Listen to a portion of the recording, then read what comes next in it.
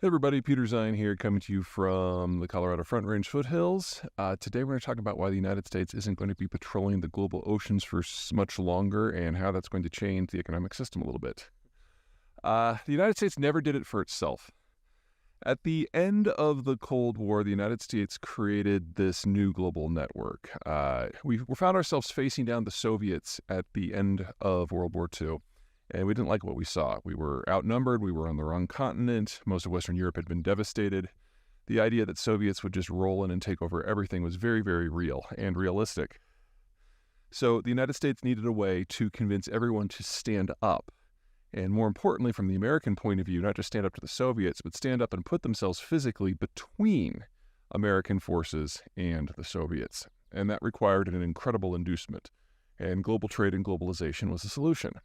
The U.S. sent its Navy out to patrol the global oceans so that anyone could trade with anyone at any time, and the American market, which was the only one of size to survive the war intact, would be open so that anyone could export to the U.S. consumer market. Remember, at this time, the U.S. consumer market was about as large as the rest of the world put together. And that created the world that we know, which has eventually grown into the world of today, with a global GDP of roughly $90 to $100 trillion, of which 1/4 to 1/3 is based in international exchange, none of which would be possible without the Americans patrolling the oceans. Remember that even today, after everyone's been building navies for the last 30 years, the U.S. Navy remains at least 7 times as powerful as every other navy on the planet combined, especially if you're going to factor out tight allies like the Brits and the Japanese. So, wouldn't work without that. But the United States never did this for itself. We have a continental economic system. In fact, it wasn't until 1992 that we immediately started integrating with the Mexicans and even the Canadians.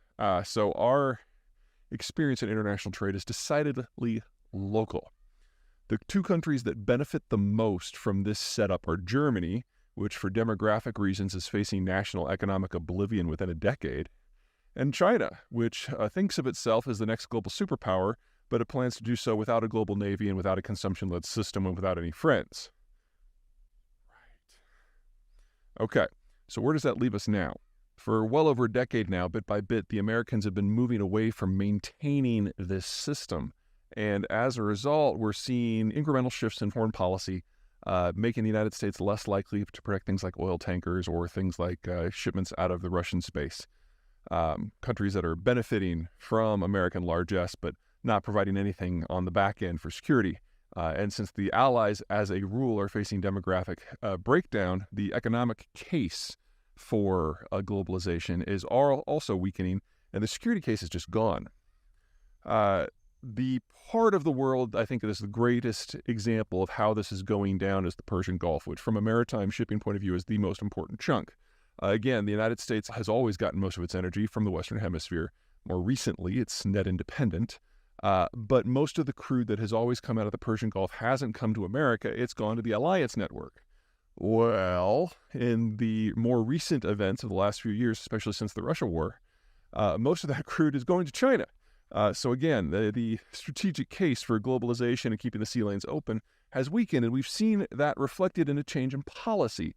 So you may have noticed that over the last several months, the Iranians have confiscated, or hijacked is the better word, a number of oil tankers. And the U.S. Navy did nothing. Now, of late, the United States is starting to deploy a Marine Expeditionary Unit. And an MEU is no joke. It's a carrier, and it has 2,000 Marines on board. And, these are not desk jobs. These are the people who, storm the beaches and do some very real stuff. But a Marine Expeditionary Unit is about 1/6 the firepower of a Nimitz supercarrier.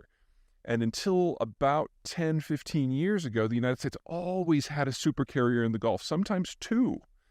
Now, we've gone years without a meaningful presence, and when issues arise that we feel we need to reassure some of our local Arab allies, we're sending an MEU. Now, an MEU is not nothing, but it is small fry compared to what the United States would have reflexively had on station in Bahrain specifically, in the past. Those times are simply over.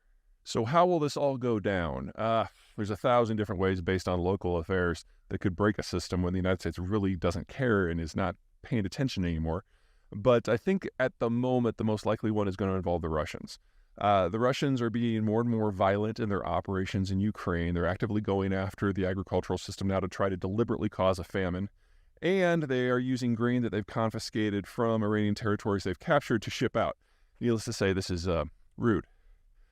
I think we're not too far away from the United States either explicitly or implicitly removing cover from Russian maritime shipments. And what that happens, once something happens to one of those ships, whether it's piracy or a state grabbing it or anything, global insurance rates are going to change dramatically once they realize that the U.S. Navy is out of the business of providing global security for everyone.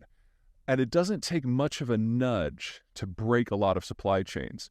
Most manufacturing, specifically in things that are below the level of cell phones and computers, run on margins less than 3%. And most of these things involve countries that span the Asian rim and beyond, at least a dozen countries. So any one of these little steps gets interrupted, steps that have less than a 3% margin, and the whole product chain falls apart, especially in the era of containerized shipping, where you can have thousands of containers containing hundreds of thousands of components simply to make a normal run. It doesn't take much disruption for that to all fall apart. And then all of a sudden, you're talking about the entire economic model of East Asia breaking in a day. We're not that far off, most likely. And that's only one example. Bottom line, if your supply chain is gangly, you should probably just make plans to close down. There's probably not enough time left to build something else. Most of the labor in North America has been spoken for in one degree or another. And to be perfectly blunt, we're running out of time. All right, that's it.